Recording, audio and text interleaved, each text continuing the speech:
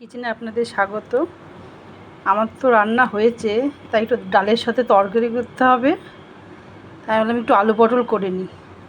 তাই করার আগে আমি যেটা আপনাদের সাথে শেয়ার করি, আলু পটল চিংড়ি। এই আলু পটল কেটে নিয়েছি, পেঁয়াজ আদা রসুন আছে এখানে একসাথে, লঙ্কা টমেটো কেটে নিয়েছি, আর চিংড়ি মাছ আর এই মশলা আছে সম্বাদ দেওয়ার জন্য। কড়াইটা আমার গরম হয়ে গেছে, আমি তেল দিলাম, হয়ে গেছে। মানে আলু ভাজাটা হয়ে গেছে, আলু ভাজাটা নামিয়ে আমি মাছগুলো ভেজে নিচ্ছি অল্প করে, বেশি ভাজবো না, তবে শক্ত হয়ে যাবে। নাড়াচাড়া করে নামিয়ে নিচ্ছি। আমি আরেকটু পরিমাণে তেল দিলাম, আর এই যে ভাজা হয়ে গেছে মাছ আলু পটল ভাজা হয়ে গেছে। এবার এই তেলে আমি এই যে এগুলো সব তেজপাতা জিরে আর শুকনো লঙ্কা একটু ভাজা ভাজা হোক। তেলটা গরম হয়ে গেছে, এবার আমি পেঁয়াজ রসুন আদা লঙ্কা বাটাটা আমি দিয়ে দিচ্ছি।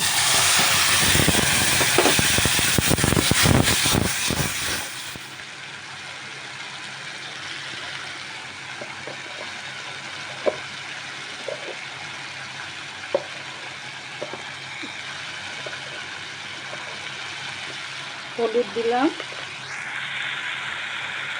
একটু লবণ দেবো,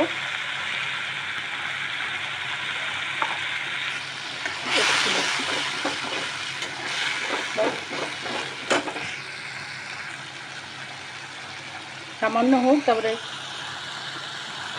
জিরের গুঁড়ো আর লঙ্কার গুঁড়ো ধনের গুঁড়োটা একটু নাড়াচাড়া করার পর আমি জিরের গুঁড়ো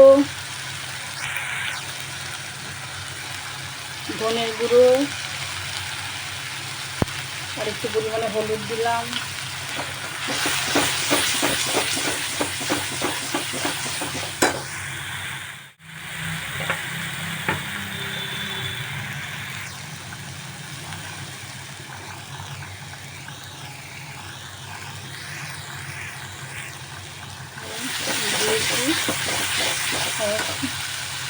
লঙ্কার গুঁড়ো দিয়ে দিলাম, আর টমেটোটা পেস্ট করে রেখেছিলাম এমনি। এবার এটা ভালো করে কষাতে হবে।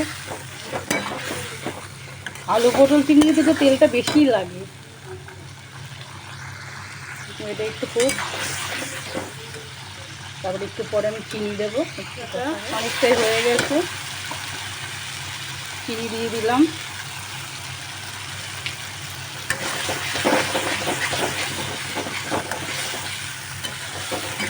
লেগে যাচ্ছে, এবার আমি আলু পটলগুলো এর মধ্যে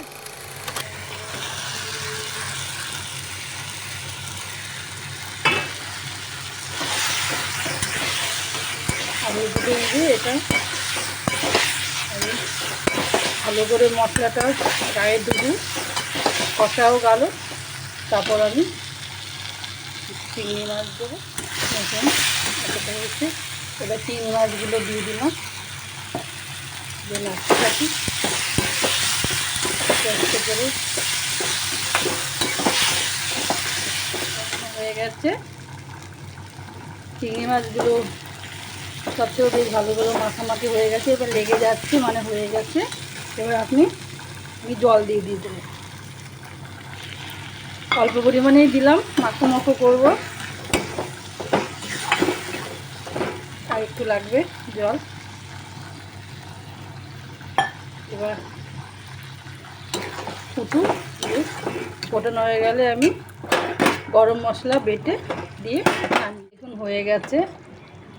একটা আমি যে এলাচগুলো একটু বেটে নিই সামান্য জল দিয়ে, তারপর এর মধ্যে দিয়ে দিচ্ছি গরম মশলাটা দিয়ে দিচ্ছি, সামান্য জল দিয়ে বেটেছি তো তাই একটুখানি অল্প করে আছে, সামান্য গরম হোক একটু, তারপর আমি সার্ভ করছি।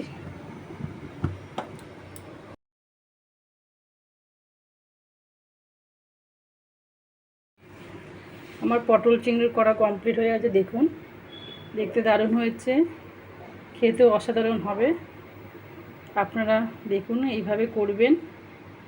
যে পটল চিংড়ি করা কমপ্লিট হয়ে গেছে। আর বলেছিলাম আপনাদের আজকে আমি রান্না করেছি ভাত, কলমি শাক, ডাল করেছি, তার সাথে একটু পটল চিংড়ি করলাম, আর এই যে ভোলা মাছের ঝাল করেছি, আপনাদের সাথে শেয়ার করলাম।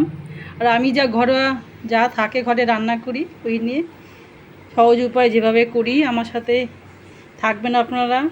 তবে আমার চ্যানেলটাকে সাবস্ক্রাইব করবেন, তবে প্রথমে আপনাদের কাছে চলে যাবে আর কি কেমন হলো আপনারা যে সাজেশান দেবেন কেমন করে কি করতে হবে, সঙ্গে থাকবেন।